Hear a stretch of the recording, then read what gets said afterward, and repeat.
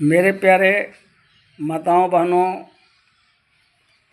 भाइयों और गुरुजन, आज का दौर माइंड गट दोनों को समझने का है।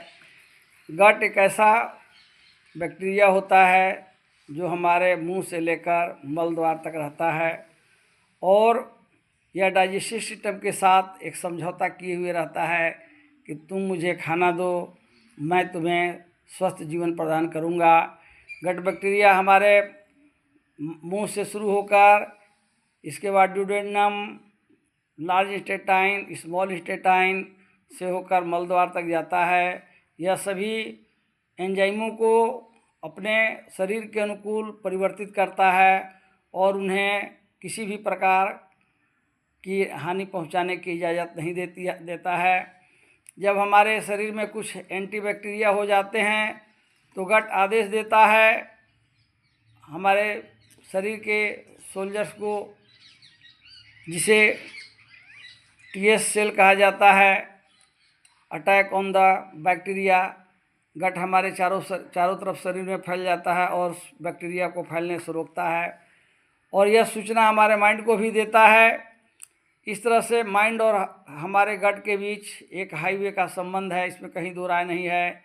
इसमें सूचनाओं का आदान प्रदान निरंतर होता रहता है। माइंड जैसा बोलता है गट वैसा ही सुनता है और जैसा गट बताता है वैसा माइंड इंडिकेट करता है।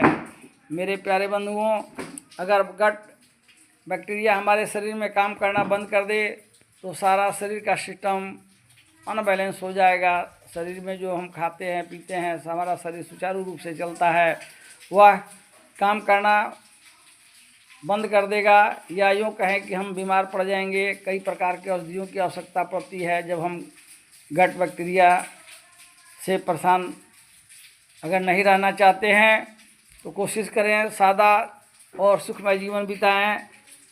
कहा जाता है सादा जीवन उच्च विचार। हमारा विचार उत्तम होना चाहिए।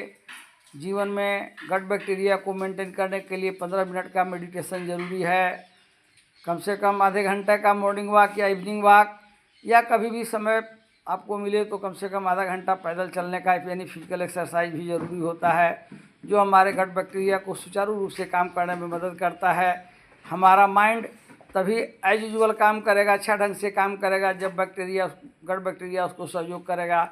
अगर माइंड को अच्छा रखना चाहते हैं, स्वस्थ रखना चाहते हैं, माइंड में किसी तरह का प्रॉब्लम नहीं हो, तो हमें अपने गट बैक्टीरिया को सुचारू रूप से ढंग से अच्छा से रखना होगा।